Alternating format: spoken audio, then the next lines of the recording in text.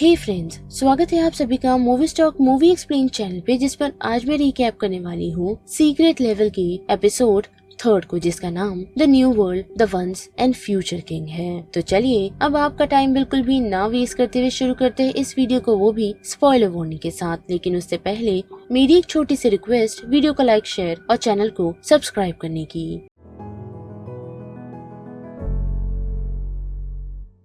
Well guys, बढ़ते हैं episode 3 की तरफ, जिसकी शुरुआत हमें किंग एल्स्ट्रॉम से दिखाई जाती है, जो फिलहाल एक ऐसे आइलैंड पर आ पहुंचा है जिसका नाम एटर्नम है। लेकिन उन लोगों की शिप किनारे तक पहुंचे उससे पहले ही एक लाइटनिंग उनकी शिप को स्ट्रक कर जाती है, जिस वजह से किंग एल्स्ट्रॉम का पूरा क्रू यानी कि उसकी पूरी सेना पानी में डूबकर मर जाती है और बचता सिर्फ एल्स्ट्रॉम है और उसका वफादार स्केवोला, जिसने अपने महाराज को डूबता हुआ बचाया है। वो भी एल्स्ट्रॉम की बॉडी से हैवी आर्मर्स निकाल, ताकि वो उन्हें आसानी से किनारे की तरफ ले जाए। और जैसे ही वो लोग उस आइलैंड की तरफ पहुंचते हैं तो वहाँ उन लोगों की मुलाकात एक लेडी से होती है, जो उन लोगों को ये बताती है कि वो लोग एटर्नम आइलैंड पर आ पहुंचे हैं। जिसे देखते ही एल्स्ट्रॉम इस आइलैंड पर कब्जा करना चाहता है, भले ही उसके पास उसकी आर्मी नहीं, जिसके लिए स्केवोला उसे मना करता है। पर हम देख पाते हैं कि वो उस लेडी जिसका नाम ओडा है उसे उसके सामने झुकने के लिए कहता है। पर वो लेडी उसके सामने झुकती नहीं, बल्कि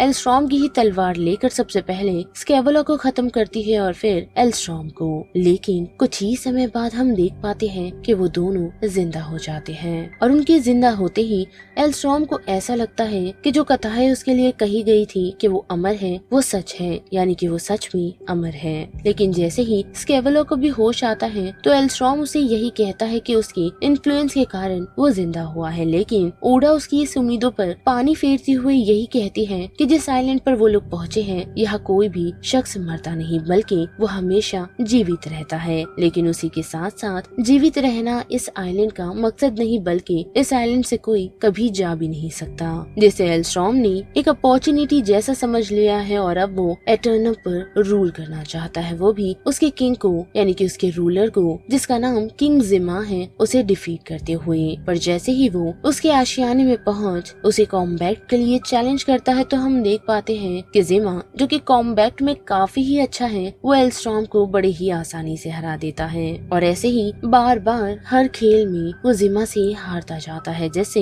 हमें ये क्लियरली समझ आ जाता है कि एल्स्ट्रॉम एक सच्चा राजा नहीं। जिस वजह से स्केवोला अपने राजा से इस बात को रिवील करता है कि जिन भी लोगों के सामने उसने लड़ाइयाँ लड़ी थी वो लोग हारे नहीं थे, बल्कि उन लोगों ने हारना चुना था, क्योंकि एल्स्ट्रॉम उनका राजा था और उसके सामने उन लोगों को लड़ना नहीं था। यानी कि स्केवोला अपने राजा से यही कह रहा है कि एल्स्ट्रॉम आज तक जैसे भी लड़ता आया है या अपने स्किल्स दिखाता आया है, वो शख्स उससे बेहतर थे, लेकिन राज्य गद्दी के चलते उन लोगों ने उसके सामने हारना चुना। जो खेल हो या फिर शतरंज की चाल, जो चीज एल्स्ट्रॉम को काफी हर्ट कर जाती है और वो स्केवोला को खुद से अलग कर देता है, जिसके बाद वो अपने इस मिशन को परस्यू करने के लिए डोमिनेशन क्वेस्ट पर निकल जाता है। यानी कि उसी आइलैंड पर मौजूदा एक केव के पास वो पहुंचता है, जहां हम देख पाते हैं कि वो एक बुरे पावर का इन्फ्लुएंस लेकर या फिर उसकी ताकत लेकर जिमा का सामना करना चाहता है, जो वो चीज बार बार करता है। लेकिन जैसे ही वो काफी पावरफुल बनकर जिमा को कम्पीट करने के लिए पहुंचता है तो इस बार जिमा उसके सामने न सिर्फ अपना क्राउन फेंक देता है, बल्कि उसे ये भी कहता है कि वो उसके साथ लड़ लड़कर थक चुका है और साथ ही बोर भी हो गया है। लेकिन हम देख पाते हैं कि जिमा के साथ बैठा हुआ स्केवोला है, जो अपने राजा को देख, जो काफी शांत है, उसके पास पहुंच उसे अपना हाथ देता है, वो भी एक नए चांस के साथ। जिसे देखकर एल्स्ट्रॉम हैरान है, लेकिन कुछ समय बाद हमें पता चलता है कि एल्स्ट्रॉम स्केवोला से ज्यादा जिमा के उस क्राउन को पसंद करता है और उसे